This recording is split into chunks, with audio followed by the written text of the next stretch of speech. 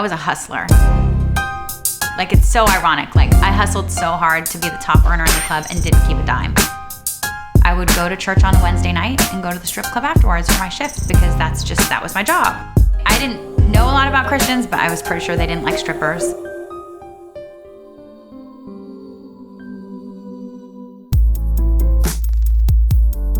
I grew up in a very violent home in a violent neighborhood.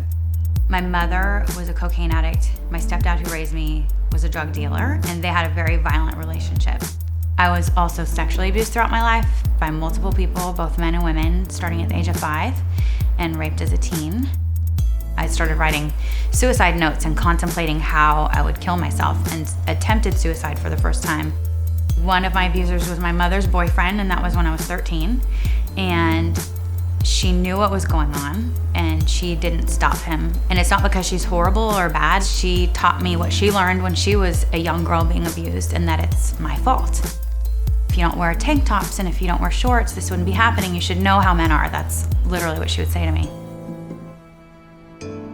She left with him to actually go to Canada. For 3 months, she left us with $20 and a book of food stamps. I started stealing from the liquor store to feed my brother and I. It was that year, that summer, that I became involved with an older boy in my neighborhood.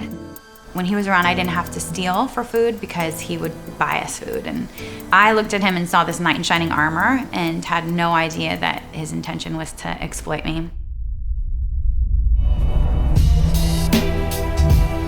I did not have the dream to grow up to be a stripper. When my boyfriend and I started talking about it, I didn't want to do it. I absolutely did not want to do it. And I had a psychology professor that I really trusted and respected.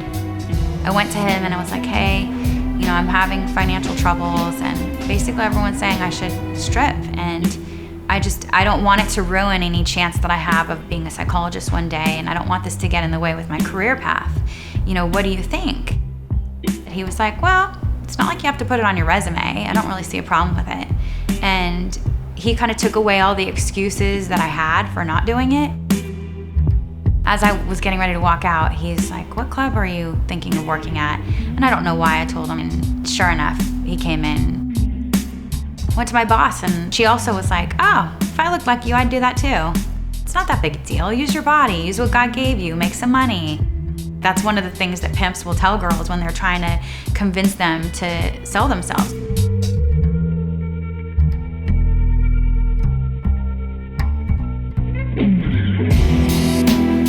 I didn't see him as a pimp at the time, I just saw him as my boyfriend. That relationship was what led me into the sex industry at the age of 19. Every night I came home, gave him all my money. I didn't think I deserved it anyways, even though I worked for it, I walked in that night and I went to the DJ, because that's one of the first things you do, and give him your music or whatever. And he's like, so what's your name? And I was like, Harmony. He turned around and he wrote my name, and just seeing it in black and white like that, it just freaked me out. And I was like, no, take it down. I'm Monique.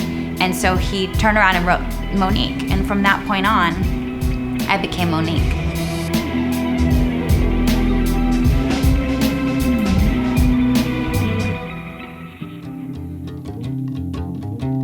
Monique was whoever the customers wanted Monique to be.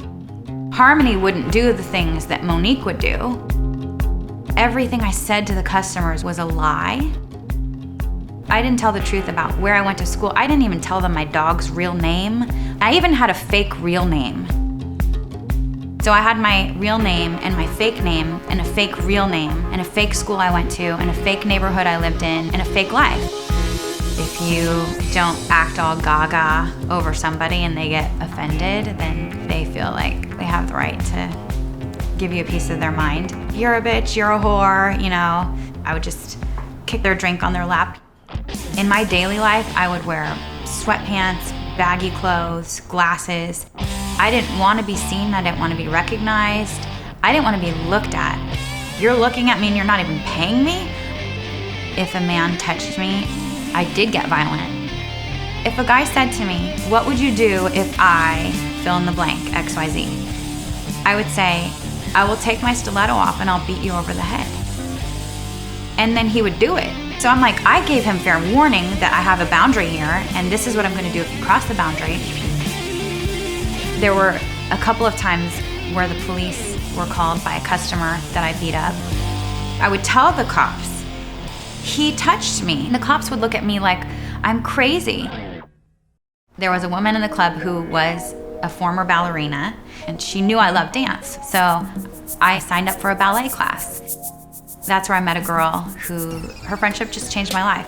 Had respect for herself and had boundaries and lived with a sense of purpose and just was free, like so free.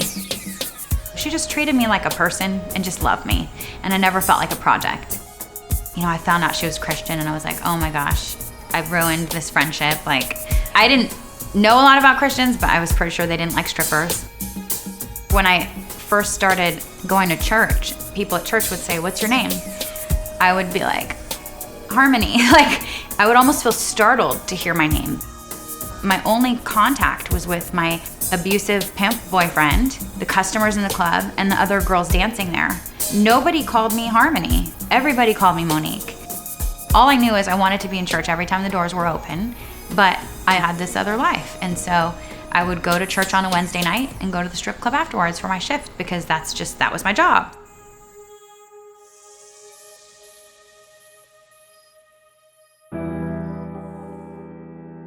So I remember one night being in the strip club, I started getting really emotional and started crying, which was very unusual for me. I was so disconnected from every emotion except for anger. I wouldn't cry, but here I found myself crying. I looked around and I was like, if I was created with a purpose, this can't be it. This right here cannot be what I was put on this planet to do. I got on stage for my first set and all of a sudden I looked around and I felt naked for the first time. I'd been naked there for years, and all of a sudden I felt naked. I felt exposed and vulnerable. They're looking at me, but they don't see me. And I'm here naked, and they don't see me. After the set was finished, I went back to the dressing room. Okay, shake it off, you have to make money. You can't quit, go back out and hustle. And so I go out onto the floor. I was like, God, I can't quit. I don't want to be here, but I can't quit. I never saw anybody quit. One girl in the whole time I was at the club quit because she married a rich customer. Other than that, you don't get out, you don't leave. And I just felt God say, I haven't let you down and I'm not gonna let you down. I just knew it's time to go. So I walked up to my manager and I was like, I'm gonna go. And he's like, what do you mean, for the night? And I'm like, no, I'm quitting. I threw all my clothes out of my locker and I said my clothes are for sale. Everything. I didn't want anything that would give me an easy way to go back. And walked out of that club and I never went back. When I drove off that night, I felt so free. I'm free. I felt so free. I was still in the abusive relationship though. Leaving that relationship actually was the harder thing to do for me. That's the reason I was there in the first place. I actually called him and told him, I was like, I quit. I mean, he must have been in complete shock. I had known him since I was 11. Since I was 13, he had complete control of my life. He said, I don't understand. He was so shocked and I said, you don't have to understand, you just have to accept it. Bye, and hung up. I wrote my story in a memoir called Scars and Stilettos and just want to uncover some of the realities of the sex industry.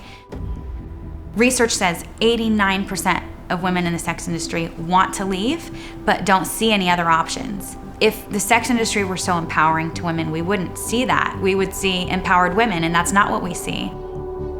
Treasures is an outreach and support group to women in the sex industry and victims of sex trafficking. And our mission is to help them live healthy and flourishing lives.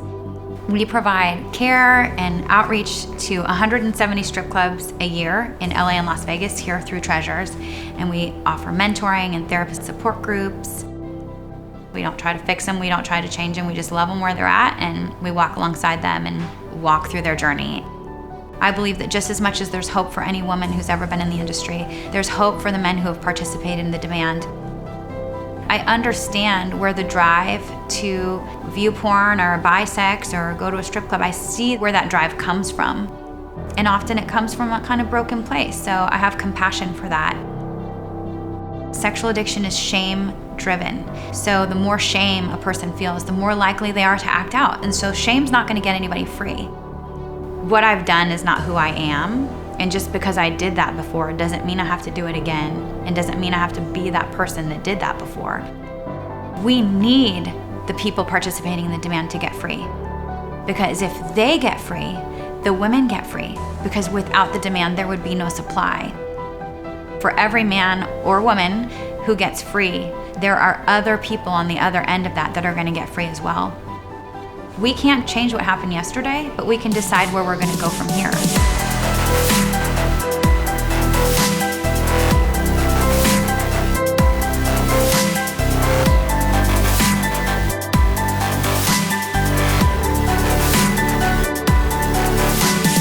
Hey, this is Harmony Dust Grillo, and you are watching This Is Me TV.